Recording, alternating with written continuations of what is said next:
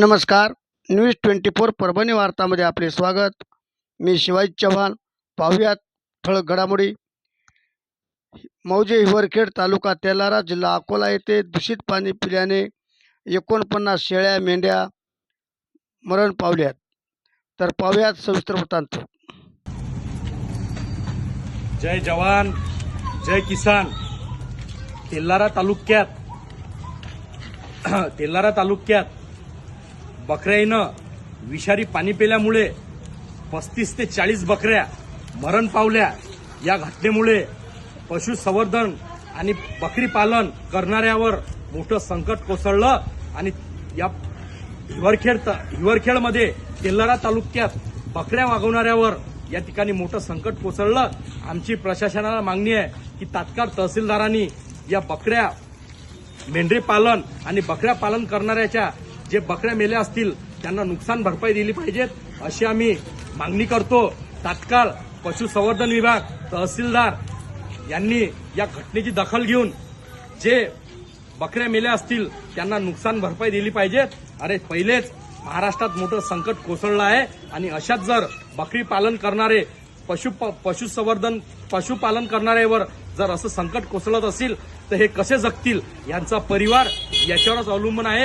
यांचं सगळं कुटुंब आता उद्ध्वस्त झालेलं आहे. या कुटुंबाला वाचवण्यासाठी प्रशासनाने तात्काळ या घटनेची दखल घेऊन हिवरखेडमध्ये जे बकऱ्या मेल्या असतील त्याचा पंचनामा करून घटनेची चौकशी करून तात्काळ तहसीलदारांनी या बकऱ्या पालन करणाऱ्याला तात्काळ नुकसान भरपाई दिली पाहिजेत अशी आम्ही मागणी करतो. नाहीतर यासाठी आम्ही तीव्र आंदोलन करू. हाच तहसीलदाराला आम्ही इशारा देतो. तात्काळ सगळ्या बकऱ्याची चौकशी होऊन त्यांना नुकसान भरपाई मिळाली पाहिजेत अशी मागणी करतो. जय जवान जय किसान वगैरे झाला, पोलीस रिपोर्ट वगैरे आला, मला मेडिकल रिपोर्ट बाकी आहे. त्यांना लवकरात लवकर मदत मिळाली. पीएम रिपोर्ट आल्यानंतर तुमच्या पीएम रिपोर्ट बाकी आहे. हिवरखेड म्हणून एक गाव आहे, तुम्ही कलेक्टर मॅडम गावात पाठवला का? 2 दिवसापूर्वी विषारी पाणी पिल्यामुळे 42 तुम्ही बकऱ्या पंचनामा वगैरे केला पोलिसांनी. तर त्या वगैरे पूर्ण फाईल तुमच्याकडे आली का? ते पूर्ण उद्ध्वस्त झालं ते कुटुंब. आपल्याकडून कुटुंब आहे त्यांच्यावर मोठा आर्थिक संकट कोसळलं. 49 आपल्याकडून त्यांना काही पंचनामा वगैरे झाला, पोलीस रिपोर्ट वगैरे आला, मला मेडिकल रिपोर्ट बाकी आहे. मेंढऱ्या बकऱ्या थोडीशी त्यांना लवकरात लवकर मदत मिळाली केलं पाहिजे, कारण की परिपूर्ण उद्ध्वस्त झाला तो आणि सगळं ते मजूर कुटुंब आहे. कलेक्टर मॅडम मदत भेटेल.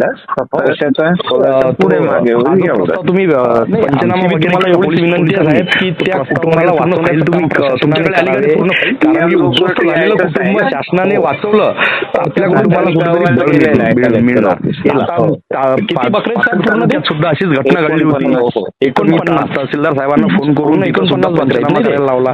आता अशीच घटना आपल्या अकोला जिल्ह्यात घडली. मेंढऱ्या बकऱ्या म्हणजे आपण कारण की परिपूर्ण परिवाराला आणि जेवढी मदत होईल तेवढी शासनाच्या वतीनं द्यावी आणि त्या परिवाराला भरपाई द्यावी एवढी आम्ही तुम्हाला मागणी करतो.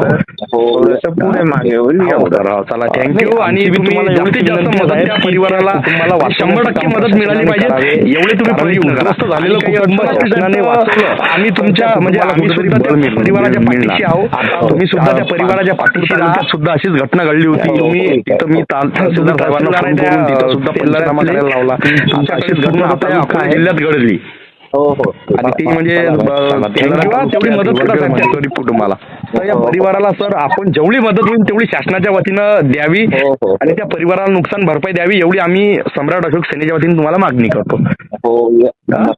हो सर. हो चला थँक्यू. आणि तुम्ही जास्तीत जास्त मदत त्या परिवाराला म्हणजे 100% मदत मिळाली पाहिजेत एवढे तुम्ही प्रयत्न करा. आणि काही अडचण असली तर आम्ही तुमच्या म्हणजे आम्ही सुद्धा त्या परिवाराच्या पाठीशी आहोत.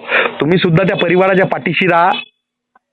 तुम्ही तहसीलदार आहे त्या तेलाऱ्यातले, तुमच्याकडे पूर्ण तो तालुका आहे. हो चला थँक्यू. तेवढी मदत करा साहेब त्या गरीब कुटुंबाला. आजच्या ठळक घडामोडी संपल्या. पुन्हा भेटूयात पुढील बातमीपत्रात. तोपर्यंत नमस्कार.